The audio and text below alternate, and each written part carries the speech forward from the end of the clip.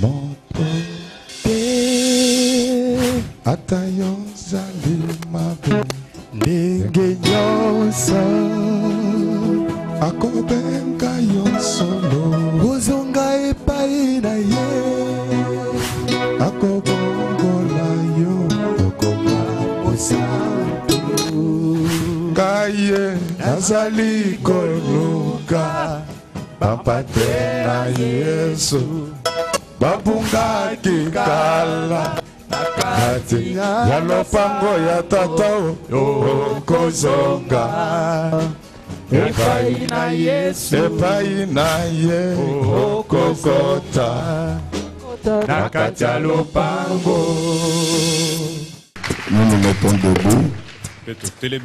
On va nous lire Matthieu 27. Matthieu 27. Versets 50 et 51. Jésus poussa de nouveau un grand cri et rendit l'esprit. Et voici, le voile du temple se déchira en deux, depuis le haut jusqu'en bas. La terre trembla, les rochers se fondirent. Amen. Nous acclamons très fort pour le roi des rois. Mboyoka ndenge basakoli nyonso bakoloba na Yesu na mokolo yo akoya kosambisa mokili bakoloba na ye boye andeko boyoka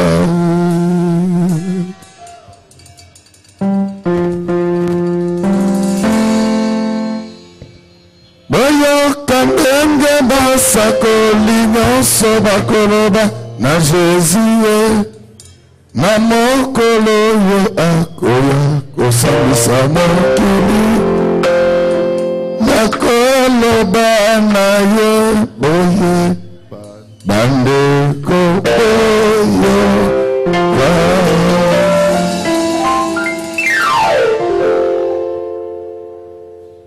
lilomba na yo nkolo otindaki biso toteyaki yango na mokili mobimba baboyaki bato baboyaki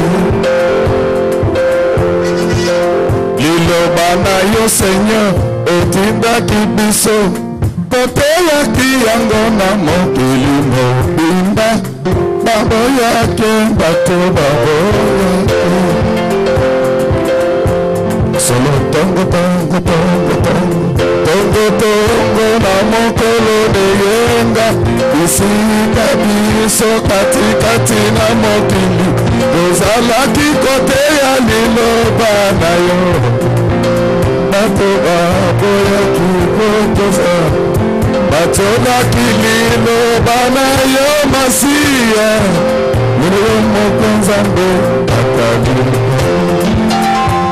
solo tongo tongo tongo tongo tongo na mokolo de yenga bisika biso katikati na mokili tozalaki kote ya liloba na yo bato baboyaki kotosa batolaki liloba na yo Masiya yo moko Nzambe akalika nakayana Yesu olo banini olo banini olo banini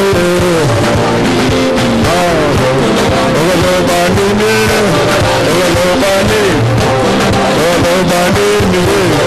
olo banini tukaye bobo tukaye rendo olo salim samalo saki samode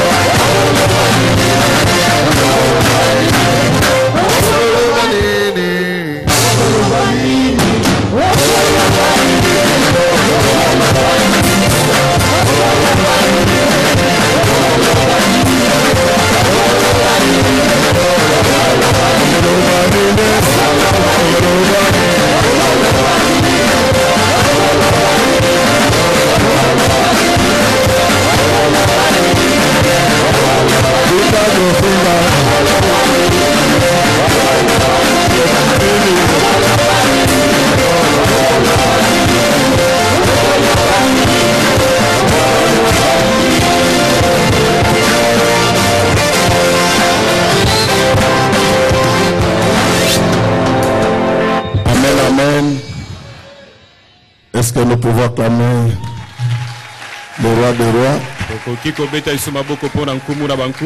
Le thème de ce matin s'intitule Terre à cœur, corps à corps. Est-ce que nous pouvons acclamer très fort pour celui qui vient jamais? De quoi nous allons parler ce matin? Nous allons parler de la rencontre entre l'homme et Dieu. Ça paraît un peu compliqué, mais c'est plus simple que ce que les gens pensent.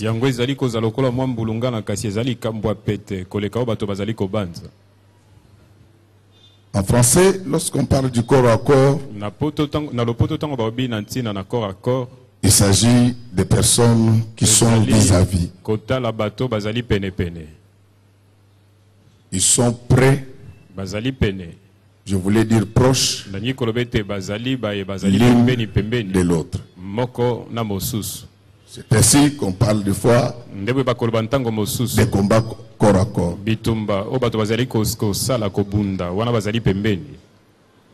Donc il s'agit d'une relation transcendante. C'est une relation de l'extérieur. Mais dans les cœurs à cœur,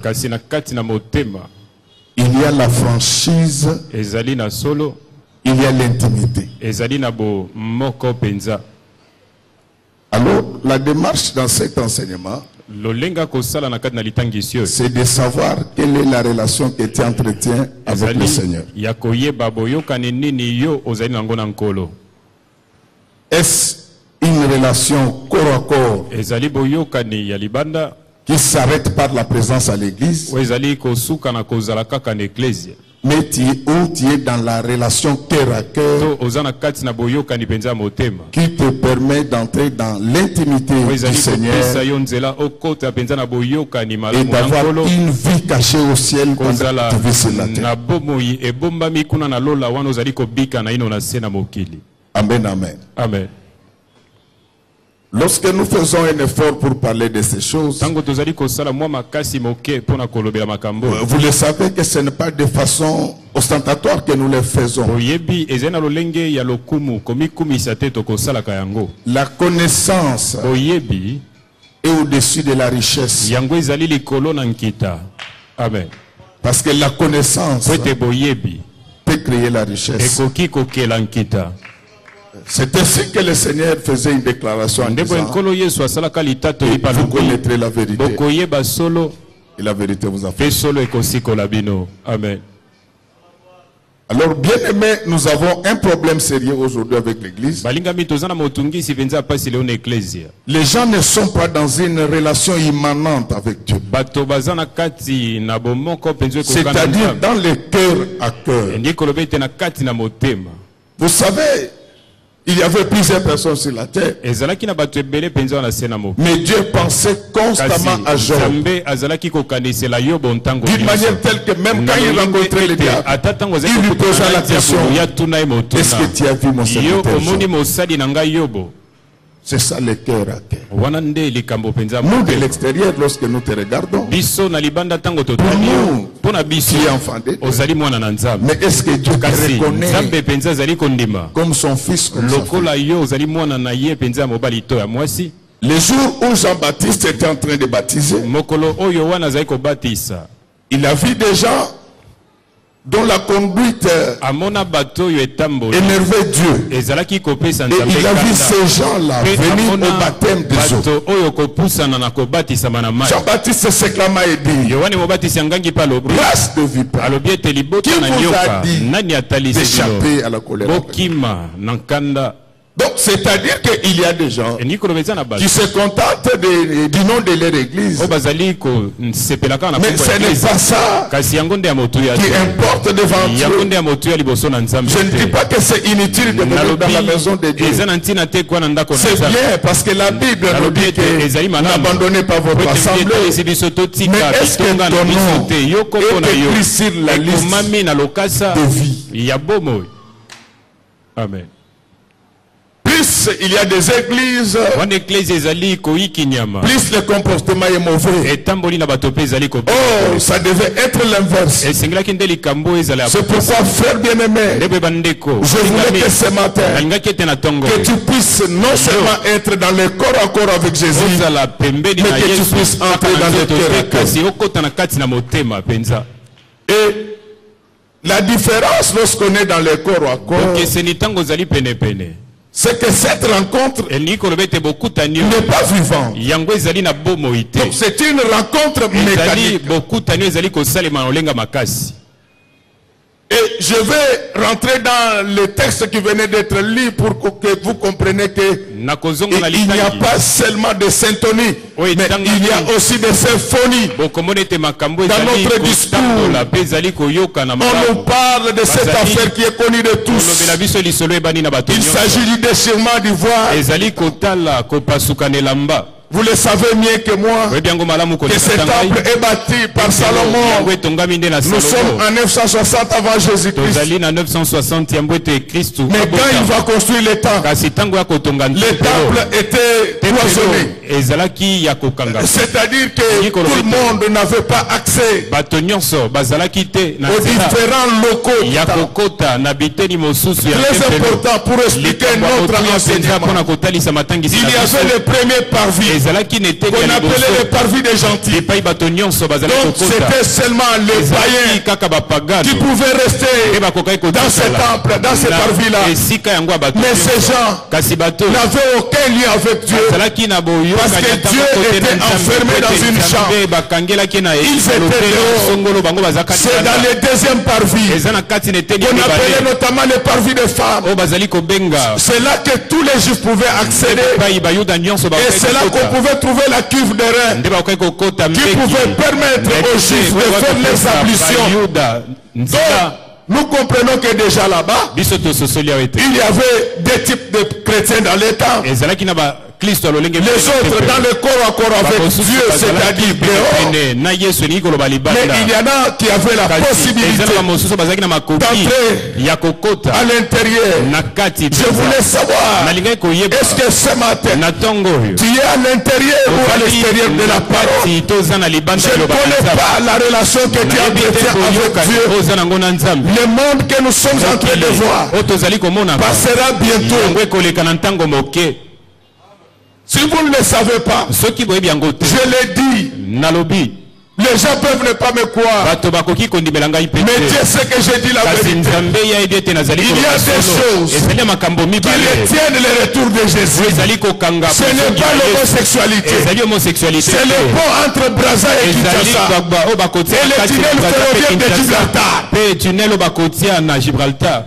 Comment les choses, comment j'explique cela? Lisez Daniel 2, Daniel 7 et Apocalypse 13. Avant le retour de Jésus, l'Empire romain doit être redéployé sur la terre. Non seulement que l'Empire sera redéployé sur la terre, on aura un seul État dirigé par un seul chef. C'est là que nous amène la mondialisation. Mais avant que ces choses n'arrivent, vous le savez que lorsqu'on parle de l'Empire romain, il y avait l'Empire romain d'Orient et l'Empire romain de l'Occident. Il avait disparu au 5e siècle. Mais celui d'Orient continua jusqu'au 15e siècle. Donc la Bible dit, avant le retour de Jésus, cet empire-là sera redéployé sur la terre. Je vous parle maintenant en tant que prophète. Que vous le voulez ou pas, la Grande-Bretagne entrera dans l'Union européenne. Je l'ai dit au nom de Jésus. Les Anglais peuvent ne pas le vouloir. La prophétie s'accomplira. Le Congo-Kinshasa, le Congo-Brazza peuvent ne pas le vouloir. Le pont finira par être jeté au niveau du fleuve. Pourquoi? Parce qu'aujourd'hui, L'Afrique travaille. Afrique le monde travaille. Pour qu'il soit possible de partir du Cap au cœur en voiture. Les chemins manquants, c'est ce fleuve. Dès que le pont est déployé, cela veut dire que l'Empire romain est en train de se déployer. Ça ne va pas s'arrêter là-bas. On finira par jeter un pont sur Gibraltar. Comme ce n'est pas possible de le mettre au-dessus de la Méditerranée. On finira par créer un tunnel ferroviaire qui va relier le Maroc à l'Espagne pour que l'Empire romain soit restauré dans son format. Quand nous voyons ces choses, nous devons faire très attention. Nous avons besoin de véhicules. Je vous les donne au nom de Jésus. Nous avons besoin de maisons. Je vous les donne. Mais je voulais vous dire que l'heure est très avancée et le salut plus proche de nous que lorsque nous avons cru. Quel est l'état de ton cœur? Les gens qui prient sont très méchants maintenant. Ils sont très mauvais. Ils font peur. Je ne voudrais pas que vous soyez de ces gens-là. Moi, je vois comment les païens vivent. Et des fois, c'est surprenant. Dans nos quartiers, les gens qui ne prient pas, quand ils apprennent que leur voisin est éprouvé, même si ce n'est pas dans le quartier, quand vous arrivez au lieu de vous trouvez tous les gens du quartier là-bas. Mais c'est difficile de voir les gens de l'église là où leur sœur ou leur frère est éprouvé. Je vous dis, dans nos quartiers, quand quelqu'un marie un enfant, ce n'est plus l'affaire seulement de la famille, c'est l'affaire du quartier. Vous verrez les jeunes venir qui avec un CD, qui avec un ordinateur. Quand vous posez la question, ils vous disent et petite nabiso à quartier parle. Vous sentez cet engouement là. Mais avec l'église d'aujourd'hui, quand quelqu'un de l'église se marie, il y a des gens qui ne viennent pas. C'est le même péché du genre impudicité. La Bible dit, plairez avec ceux qui plairent, réjouissez-vous avec ceux qui réjouissent. Je voulais demander maintenant, il est dans le corps à corps, ou bien dans le cœur à corps.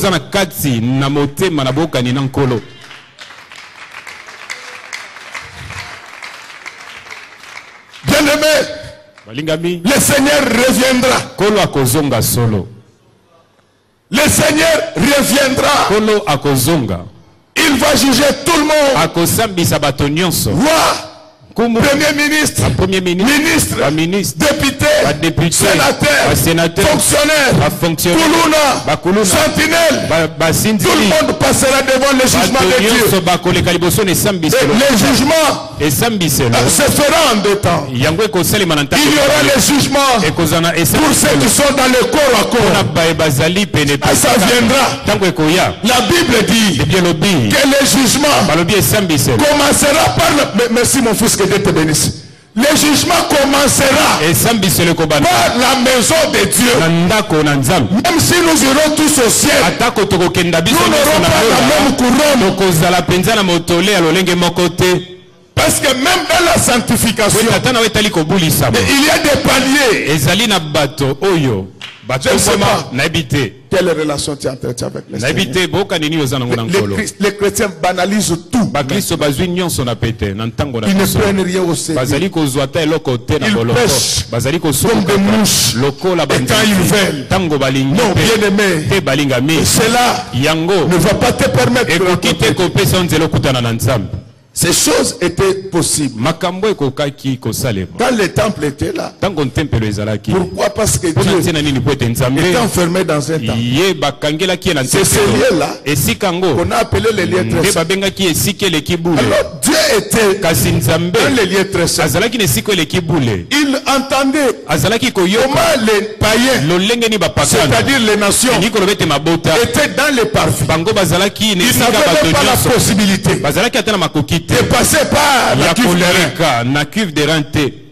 comme vous le savez, à ce qui concerne les lieux très saints, seuls les grands prêtres, c'est-à-dire le souverain sacrificateur, pouvaient y accéder une fois l'an. Donc c'était seulement lui qui avait la possibilité de voir l'arche de l'Éternel. Donc pendant tout ce temps-là, le monde entier n'était pas dans le cœur à cœur. Il était dans le corps à corps. Parce qu'on ne pouvait pas voir Dieu vivre. La seule personne qui était capable de voir l'arche de l'Éternel, c'était seulement le souverain sacrificateur. Alors Dieu a vu que cette situation était anormale. Lui-même il va provoquer la Babylone. C'est ainsi qu'au 6e siècle, le temple a été d'abord vandalisé. Acclamons très fort pour les rois d'or. Il a été vandalisé par les rois de Babylone. Et quand on vandalise les temples, pourquoi Dieu avait permis cela? Dieu trouvait qu'il était dans un carton. Il était enfermé à un seul endroit. La première des choses qui s'est passée, c'est lors de l'envahissement de Jérusalem par la Babylone que l'arche de l'Éternel avait disparu. Les seconds temples qui a été reconstruit n'avaient pas de l'arche. Est-ce qu'il y a quelqu'un qui me comprend? Est-ce qu'il y a quelqu'un qui me comprend? C'est ainsi que Jésus, quand il vient sur la terre, les Juifs ne comprenaient pas que dans le deuxième temple, malgré les rideaux, il n'avait plus d'âge. C'est ainsi que chaque fois qu'il passait, il regardait le temple. Il disait que c'est ça. Je le détruirai. Je rebâtirai un autre temple dans 3 jours. Pourquoi Jésus disait cela? Il y a des choses. Le deuxième temple n'a pas été construit tel que Salomon l'avait fait. Je vais expliquer. Chaque fois qu'il passait, ça l'énervait. Parce que tout devait être fait selon le modèle. Mais quand il a vu que le modèle n'était plus là, il n'y avait plus d'âge. Il a fait une déclaration. Il a dit que je vais détruire ce temple. Je vais le rebâtir après 3 jours. Au nom du Seigneur Jésus-Christ, nous allons détruire tous les enseignements qui n'ont pas d'âge, qui n'ont pas de fondement. Nous allons les détruire au nom du Seigneur Jésus. J'anticipe un peu. Toi-même là, tu es le temple de Dieu. Il y a des choses qui sont en toi que Dieu n'avait pas placé. Je reçois le pouvoir de détruire toutes ces choses. Et je vais les constituer après 3 jours. Est-ce que nous pouvons évoluer ensemble? Et regardez les apôtres quand ils voyaient le Seigneur. Ils disaient à Jésus, quelle construction. Mais Jésus disait, est-ce que vous savez que derrière les rideaux, il n'y a plus rien? Je voulais savoir, est-ce que dans notre église, il y a encore l'arche? C'est quand il y a la parole dans une église que les fidèles se retrouvent dans le cœur à cœur avec Jésus-Christ. Est-ce qu'il y a encore la parole dans nos églises? Aujourd'hui, le péché, l'impolitesse, c'est la vie des chrétiens. Ne suivez pas les gens que vous voyez ici comme des amis. Il y a un papa qui m'a interpellé. Papa, tu nous as interdit de frapper nos femmes. Par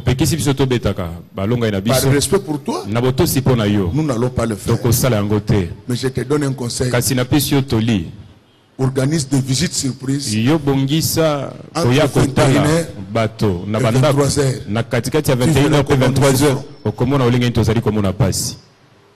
En tout cas, j'ai organisé une visite surprise quelque part.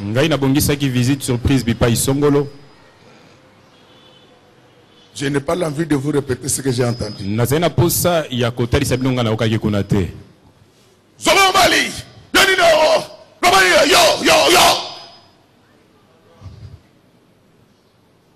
Amen, amen. Amen. Est-ce que cette fille est un enfant de Dieu?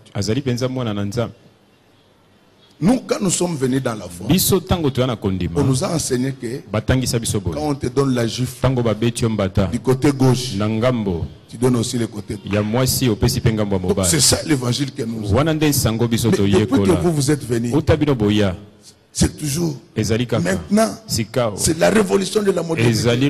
Non, ça n'existe pas dans la Bible. La Bible dit, Jésus-Christ est le même hier, aujourd'hui et à jamais. Donc, la parole doit être partout. Regarde le spectacle que tu offres à tes propres enfants. Regarde le spectacle que tu offres à ton mari. Nous ne prions pas pour avoir de la gloire. Nous prions pour devenir enfant de Dieu. Est-ce que tu es enfant de Dieu? Mais malgré cela, le règlement reste. Vous ne frappez pas. Papa, ne vous inquiétez pas. Si Dieu veut vous délivrer de la femme, tu vas l'attraper avec une sentinelle. Ne cherche pas à devenir comme elle. Mais il n'y a pas que les mamans qui embêtent les papas. Mais il y a les papas ici. Ils prient avec nous. Mais ils ont des copines. Vous êtes bien parce que vous êtes encore sous la période de grâce. Dans cette église, quand vous venez, vous avez une période de grâce de 5 ans. Là, je fais tout pour que vous deveniez comme moi. Mais après 5 ans, je vous attrape avec une femme. Tu vas remplacer Bemba à la CPI. Il y a des papas ici. Quand ils insultent leur femme, non, tu n'as pas l'envie de te marier. Tu as épousé la femme. Tu n'as pas épousé toute la famille. Moi, donc, yo, balimboa. Toi, tu as épousé. Il faut avoir des manières. Vous savez, les beaux-parents, ce sont des cordes sensibles. On n'y touche pas de n'importe quelle manière. Évite cette histoire de frapper la femme l'enfant d'autrui. Même si on frappe, c'est comme si c'était un serpent. Il est en train de frapper. On a grandi avec lui dans le même quartier. Il n'a jamais gagné à part le nul qu'il a fait avec sa petite soeur. Mais depuis qu'il tape sur la femme, tu n'as jamais vu des choses. Je peux vous raconter quelque chose. Vous allez croire que ce n'est pas vrai. Vous savez que moi, ma bouche ne dit que la vérité. C'est quelque chose qui est arrivé sur cette fille.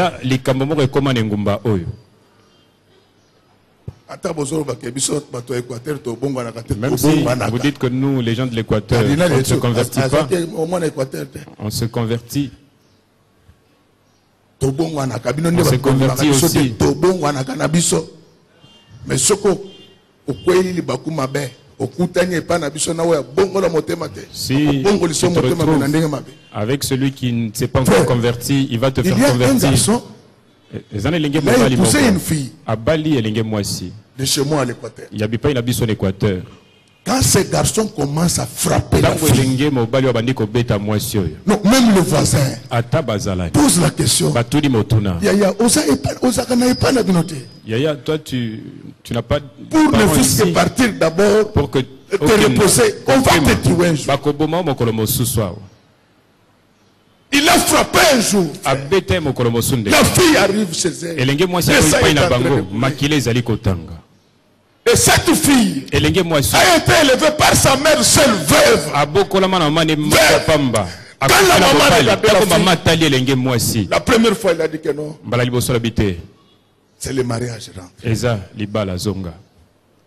Elle est allée 2 semaines après.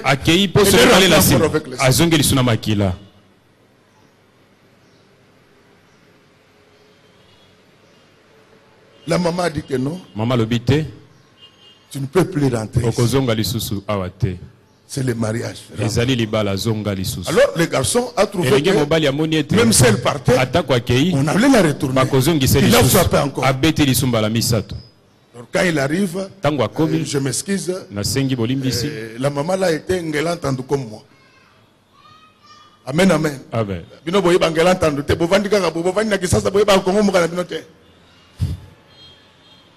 Quand la maman voit, elle dit non.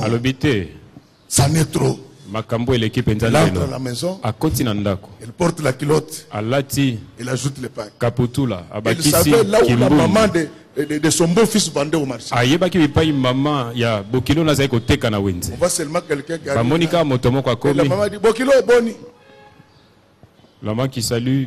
Donc on lui a boni. Au marché, histoire vraie. Je vais vous amener mon coulis si vous allez voir cette histoire. Maman dit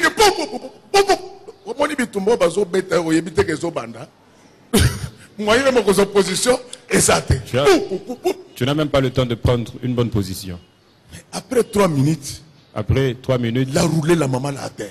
Il est allé prendre une pierre. Donc nous perdons tous. Moi je perds ma fille. La police intervient. La police amène mon coulis. Entre-temps, la mère au garçon, on le mène au dispensaire pour les premiers soins. Lui dit, maman, tu es sauvage.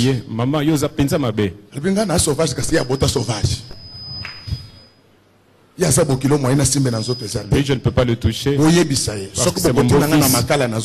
Dites-lui ceci. S'il frappe ma fille, moi aussi je vais frapper sa maman.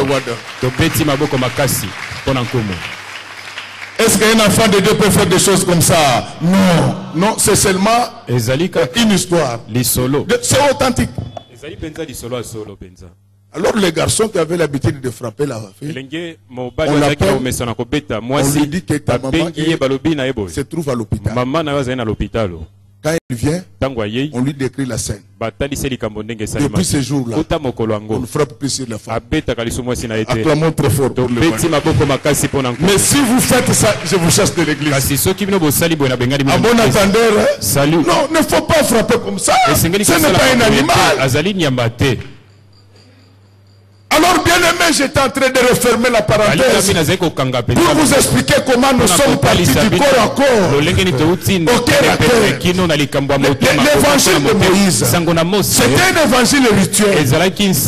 C'est l'extérieur qui permettait aux gens de voir que celui-là est sacrificateur parce qu'il avait une longue robe. Mais depuis qu'il a fait de nous royaume de sacrificateurs, il a besoin des gens qui ont des cœurs purs. Est-ce que ton cœur est pur de Dieu? Qu'est-ce qui monte en toi quand tu vois les autres évoluer? Qu'est-ce que tu penses de tes voisins? Qu'est-ce que tu penses des autres? Quand les malheurs leur arrivent, qu'est-ce qui monte en toi? C'est parce que tu es dans le corps. Ces gens ne sont jamais arrivés là où se trouve Dieu.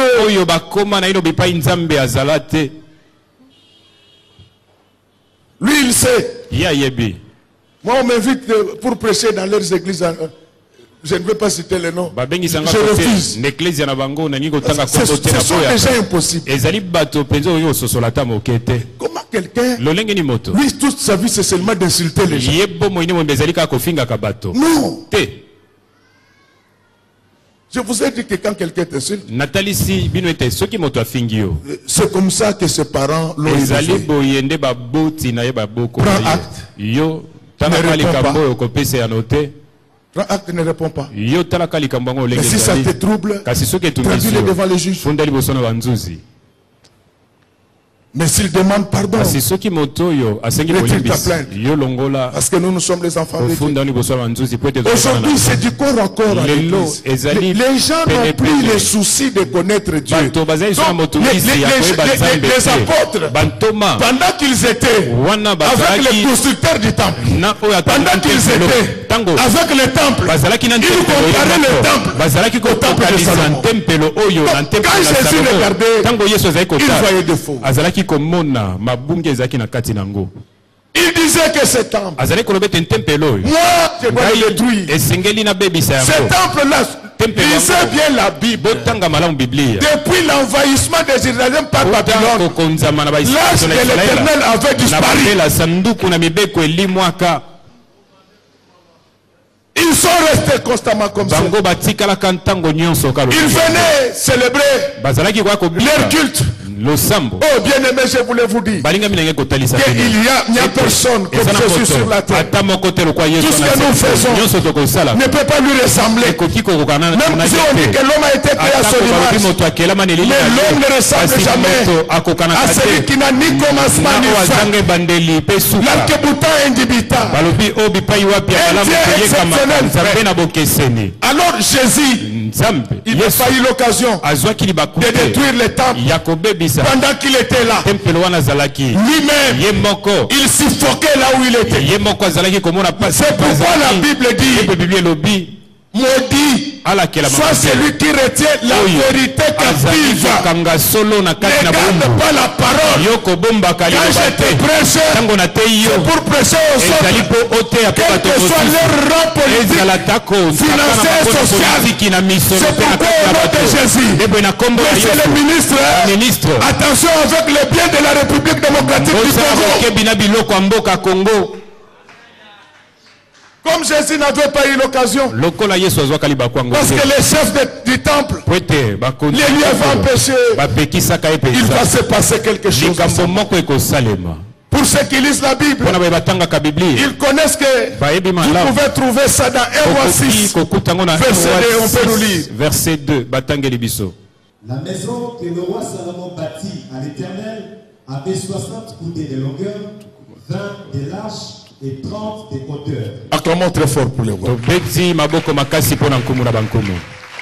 bien aimé, cela veut dire que la hauteur de la maison était de 30 coudées. Comme les rideaux compartimentés. Les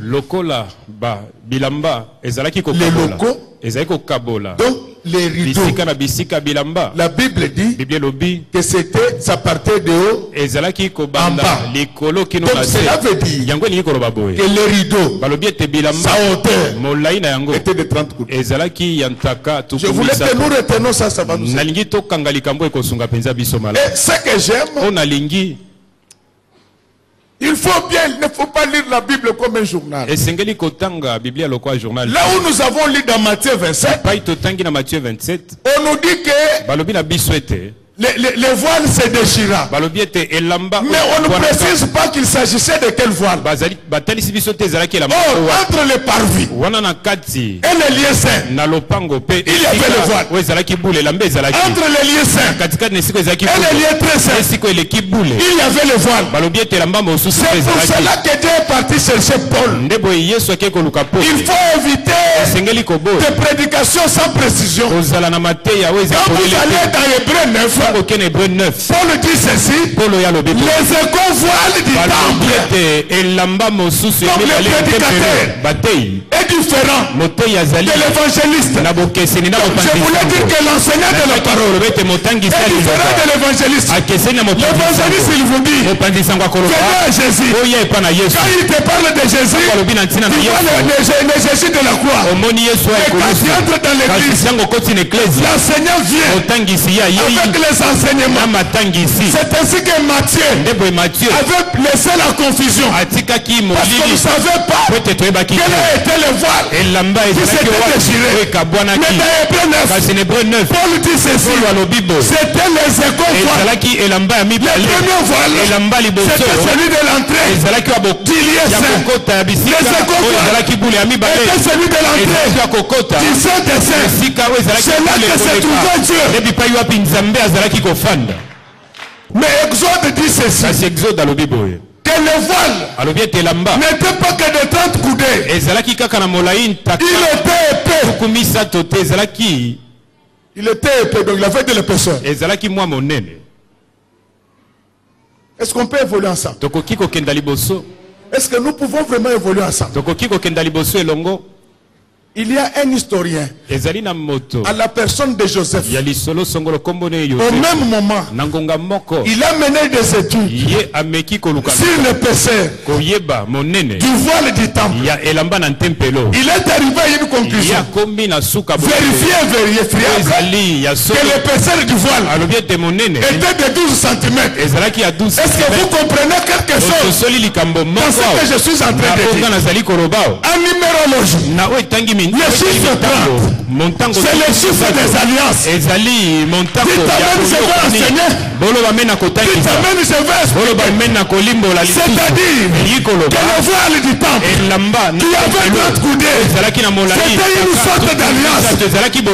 Est-ce qu'il y a quelqu'un qui comprend ce que je suis en train de dire? Mais une alliance qui empêchait aux gens de rencontrer Dieu. Un mauvais rideau. Acclamons très fort pour le roi de Dieu. Je sais que parmi nous, il y a des gens qui ont fait des alliances dans la magie, dans la sorcellerie, dans le fétiche.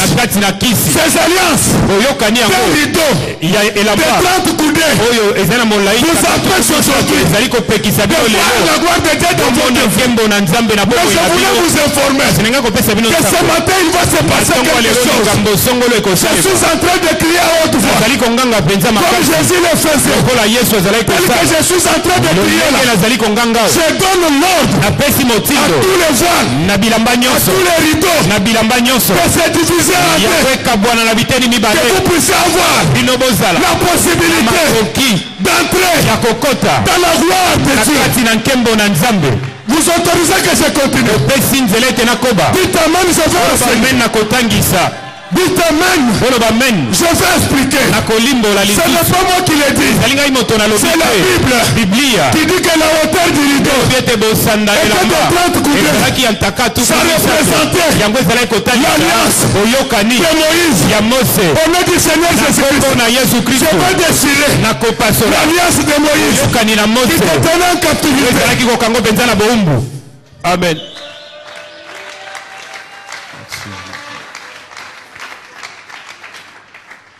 Acclamons très fort pour le route. Je voulais ajouter un détail. Les rideaux allaient du haut en bas. Pourquoi?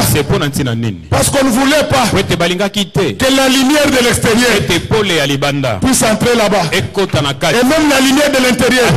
Que Dieu vous bénisse mes enfants. La lumière de l'intérieur ne pouvait pas sortir. La Bible dit ceci. Toute écriture est inspirée, utile pour enseigner. Alors quand Exode dit que le voile était épais, il voulait nous faire comprendre que ce voile-là, personne n'avait le droit de le déchirer. Chaque fois que Jésus a essayé, on lui posait la question: es-tu plus grand que notre père Abraham, qui nous a appris à creuser depuis pour boire de l'eau? C'était quoi?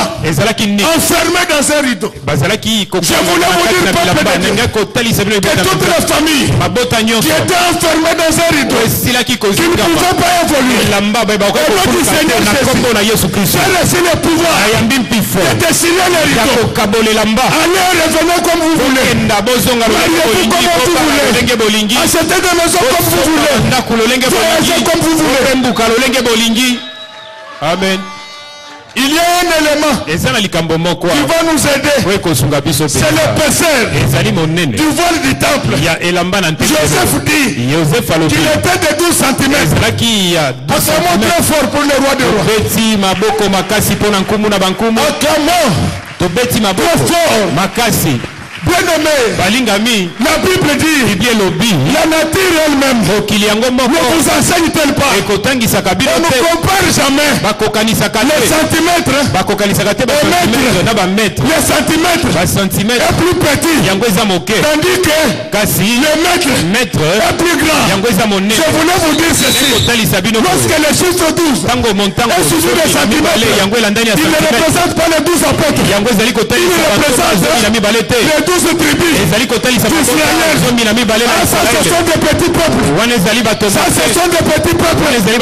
C'est pour dire que lorsque Jésus brisait le temple, il mettait fin au privilège des Juifs. Il mettait fin à la loi de Moïse. Au nom du Seigneur Jésus-Christ, je me fais à ta misère. Je me fais à ta maladie. Je me fais à tes problèmes. Je me fais à tes souffrances. Parce que moi, je n'ai pas un rideau qui mesure 12 cm. Mon rideau, il est exprimé en mètre. Amen. Est-ce qu'il y a quelqu'un qui comprend C'est pourquoi la Bible dit que le ministère du Seigneur a été plus glorieux que celui de Moïse. Donc, Moïse il est centimètre, Jésus il est mètre. C'est pourquoi, si vous vous souvenez bien, je ne dis pas que notre église dépasse les autres. Nous sommes la seule église qui l'appelle Jésus-Christ, le maître de Galilée. Un jour je vais vous parler de la maîtrise. Donc un maître, c'est celui qui a la maîtrise. Vous ne me comprenez pas. Donc un maître, c'est celui qui a de la maîtrise. Donc, je vous dis, Jésus n'est pas centimètre. Il est maître. Il a la maîtrise sur les serpents, les scorpions. Il a la maîtrise sur les lions. C'est grâce à Jésus que Daniel n'a pas été dévoré, parce qu'il était accompagné par un quatrième homme qui a la maîtrise de tout. Lorsque ce matin, Dieu dont je suis serviteur, je suis maître de ta vie. C'est lui qui guide les égarés, qui maîtrise les situations difficiles dans ta vie. Il y a quelqu'un qui va dire que le pasteur confond le maître et l'unité de mesure avec le maître. Non, le pasteur Godet connaît ce qu'il dit. Les ambitions des hommes sur la terre ont toujours été raboutées par l'unité de mesure. Si les maisons sont mesurées par les maîtres avec eux, mais l'intelligence est mesurée par les maîtres avec AI. C'est pourquoi il est écrit, vous connaîtrez la vérité et la vérité vous affranchira. Donc il y a des ressemblances entre les maîtres avec eux et le maître avec AI. Pour comprendre ces choses, il faut apprendre la philosophie du langage. C'est à ce moment-là que tu comprendras que Jésus est l'unité de mesure pour les hommes, tandis que le maître est l'unité de mesure pour les maisons. Moi je ne suis pas venu mesurer les maisons, je suis venu mesurer les hommes par rapport au maître. Amen. Acclamons très fort pour le roi de Dieu. Alors qu'est-ce qui va se passer dans la rencontre avec Dieu? Il y a une démarche qu'il faut faire. C'est ainsi que Dieu, avec les disciples qui étaient sur le chemin de Emmaüs, c'était lui qui les avait suivis là où ils étaient. Vous comprenez? C'est pourquoi la Bible dit, nul ne vient au Père si ce n'est par moi. Et s'il n'a été appelé, donc tu peux tout faire. C'est Dieu qui appelle. Donc ce jour-là, le Dieu quitta le carcan du voile. Il se retrouva libre. C'est ainsi que lui-même, quand il a vu les disciples d'Emmaüs qui quittaient déjà Jérusalem, il leur a dit, non, vous faites mal d'aller à Emmaüs. Emmaüs, c'est un village. Rentrez à Jérusalem.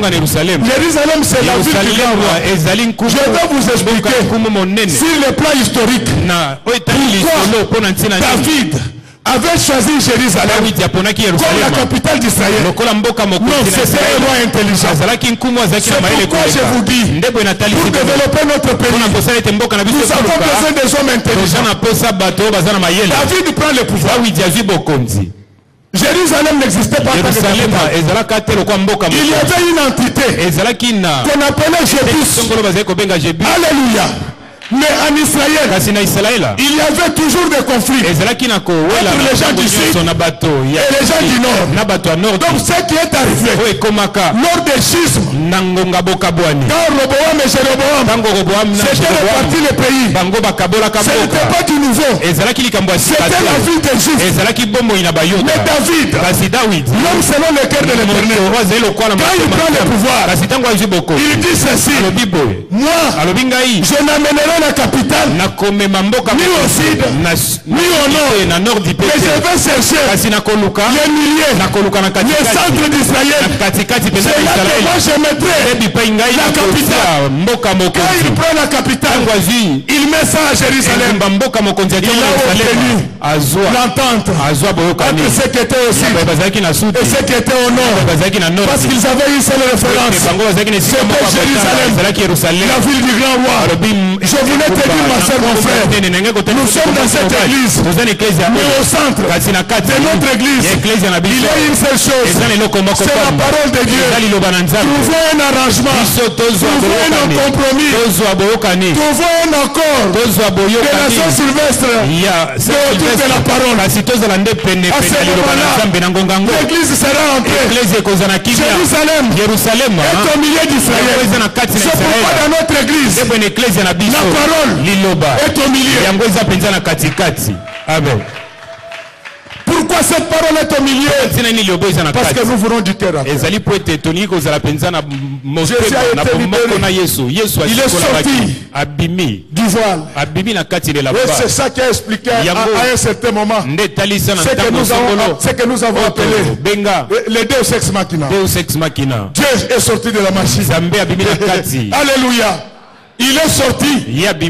C'est lui maintenant qui cherche les gens. C'est lui qui suit les disciples sur le chemin de Maïs. Il leur demande de rentrer à Jérusalem. Il est descendu ce matin. Vous ne pouvez pas le voir. Mais la Bible dit que nous sommes à l'œuvre avec Christ. Tel que je parle là, c'est ma bouche certes, mais les paroles qui sortent de ma bouche, c'est lui l'auteur compositeur. C'est lui qui est le droit d'auteur. Donc moi je ne suis qu'un simple interprète. En réalité, celui qui vous parle ce matin, ce n'est pas moi, c'est Jésus qui est en train de vous parler. Il vous dit que n'allez plus à Emmaüs, rentrez à Jérusalem. À Emmaüs, c'est du corps en corps, mais à Jérusalem, c'est du cœur à cœur. Dominique, ça n'allait tout simplement. Routier, pauvre chantant, en tout chemin, en tout lieu, ne parle du bon Dieu, il ne parle que du bon Dieu. Frère, ce n'est pas facile d'être appelé enfant de Dieu. Il y a des moments où tu verras les gens qui n'ont pas ton niveau t'insulter. N'oublie pas que le Seigneur, sur la croix, on avait jeté de la salive. Vous vous faites des soucis pour des choses bêtes. Si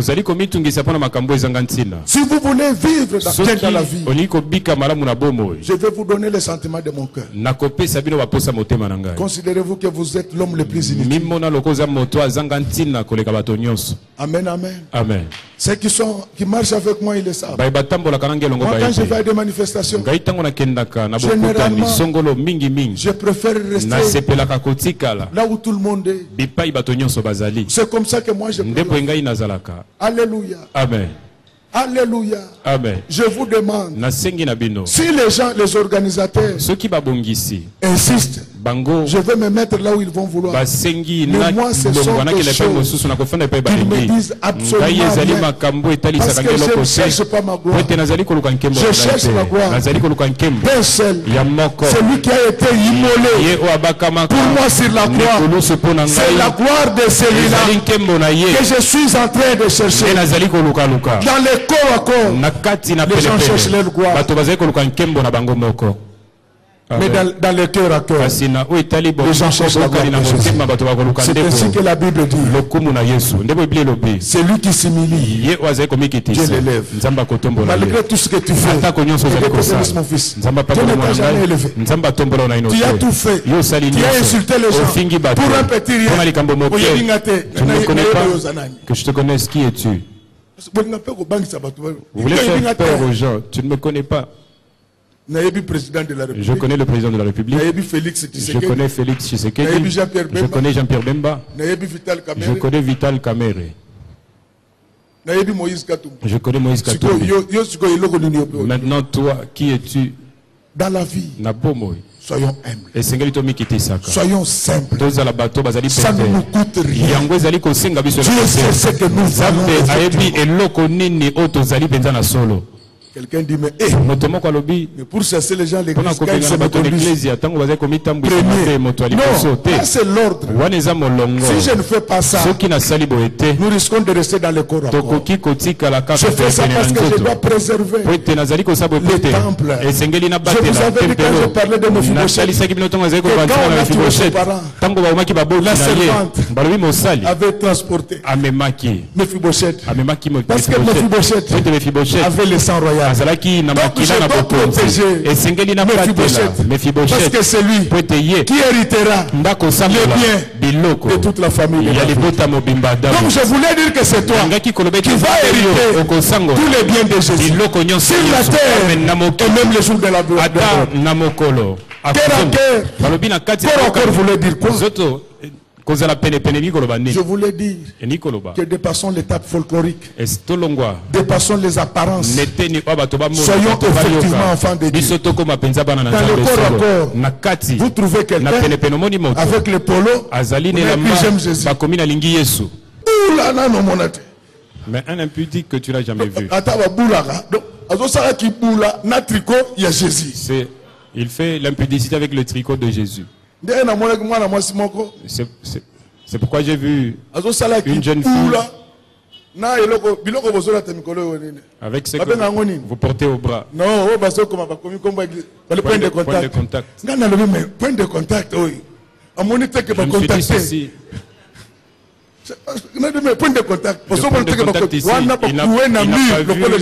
Qu'on a contacté cette personne. Et moi, quand je vais la nuit, tant qu'on a des choses pareilles. J'ai dit au chauffeur,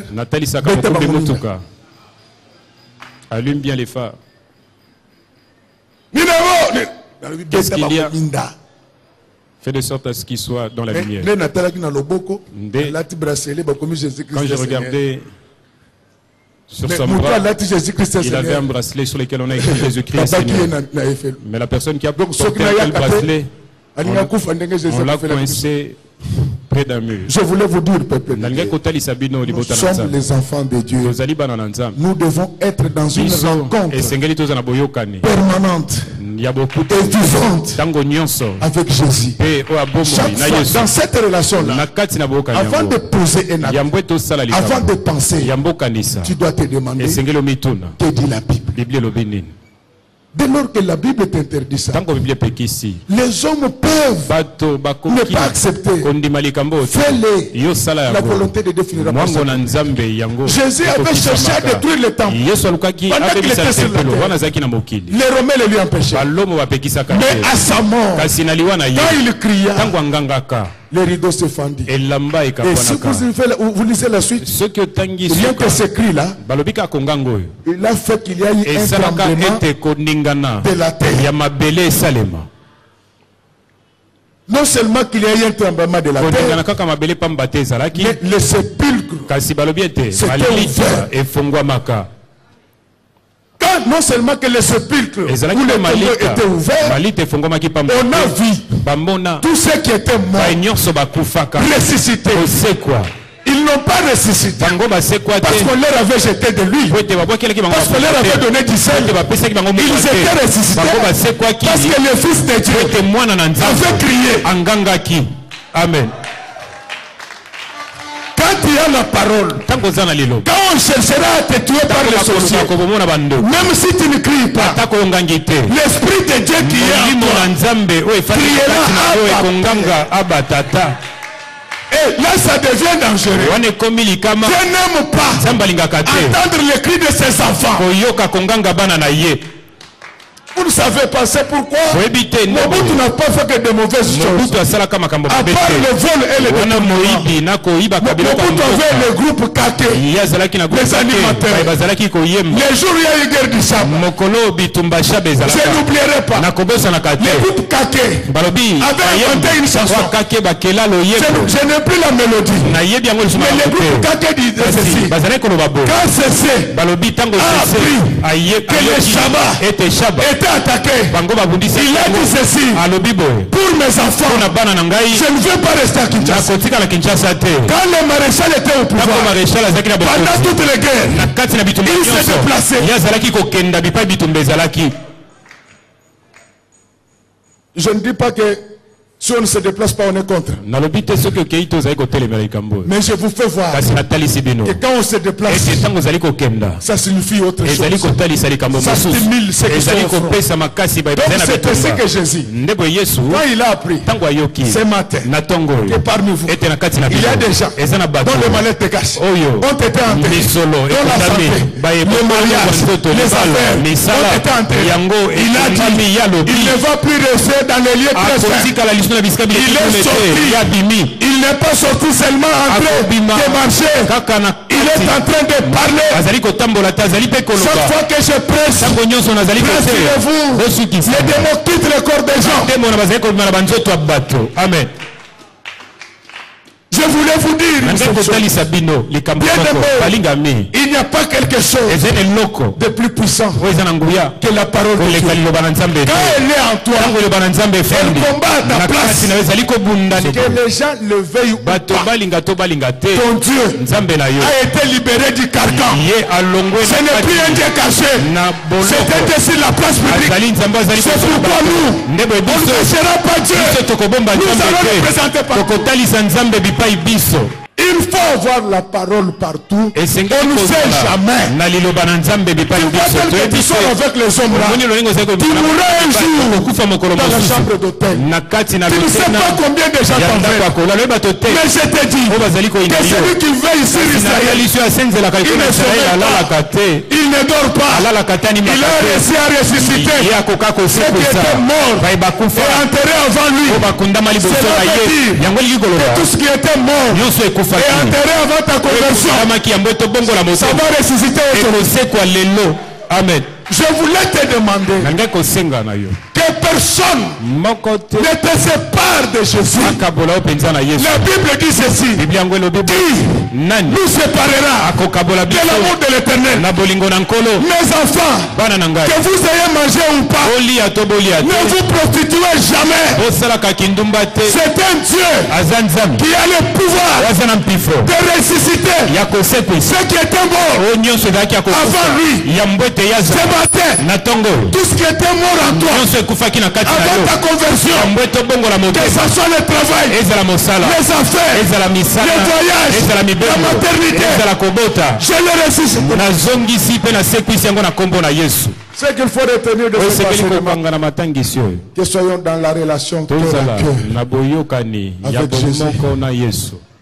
La relation corps à corps, c'est ce que les hommes voient. Mais la relation cœur à cœur, c'est ce que Dieu voit.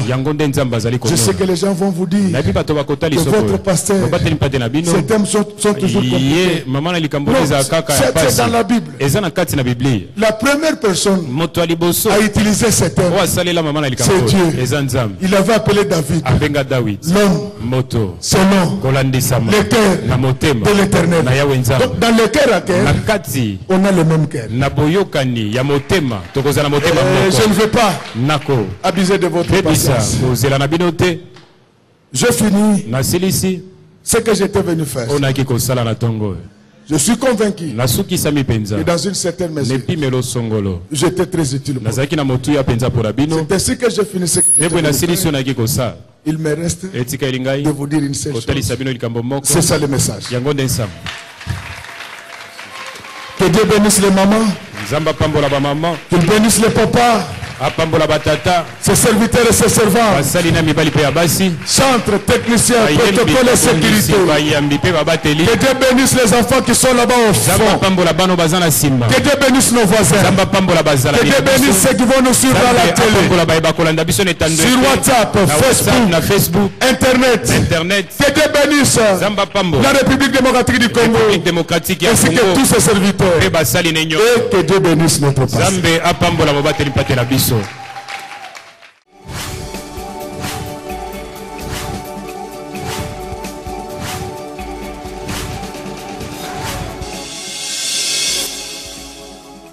Kolo Yesu apoyaka moto te atayo zalimabe ndenge nyonso akobenga yo solo ozonga epai na ye akobongola yo okoma osantu kaye nazali koluka bapate na Yesu babungaki kala kati ya lopango ya tata okozonga epai na Yesu epai na ye okokota na kati ya lopango.